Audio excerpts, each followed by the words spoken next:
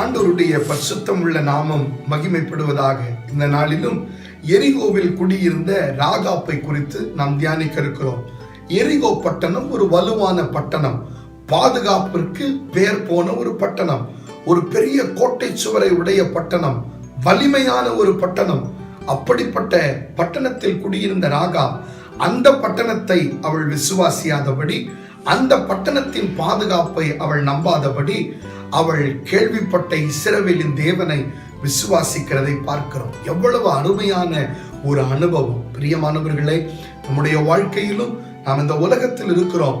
ஆனால் கண்களால் பார்க்கிற இந்த உலகம் நம்மை பாதுகாக்கும் என்று எண்ணிவிடாதபடி, கண்களால் பார்க்கிற சில நபர்கள் நம்மை பாதுகாத்து விடுவார்கள் என்று நாம் ஒரு முடிவிற்குள் வந்து விடாதபடி, நம்முடைய பணம் நம்மை பாதுகாக்கும், நம்முடைய வேலை நம்மை பாதுகாக்கும் என்று எண்ணிவிடாதபடி, இவைகளெல்லாம் பலம் போல தோன்றலாம். ஆனால் ராகாப்பிற்கு நன்று ஒரு காரியம் தெரியும், இவைகளெல்லாம் என்னை காப்பாற்றாது.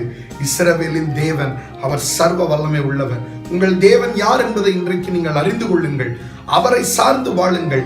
பார்க்கிறவைகளை நம்பி அல்ல, பார்க்காத உன்னதமான கர்த்தரை விசுவாசத்தோடு அவரை பற்றி கொள்ளுங்கள். ஆபத்து நேரத்தில் அவர் உங்களை காப்பார். இவைகள் அல்ல, அவரே உங்களை நடத்துவார். இந்த கிருபைகளை கர்த்தர் உங்களுக்கு கொடுப்பாராக. ராகாப்பிற்குள் இருந்த விசுவாசத்தை உங்களுக்கும் தந்து இந்த நாளில் ஆண்டவர் உங்களை நடத்துவாராக. கர்த்தர் தாமே உங்களை ஆசீர்வதிப்பாராக. கர்த்தர் நல்லவர்.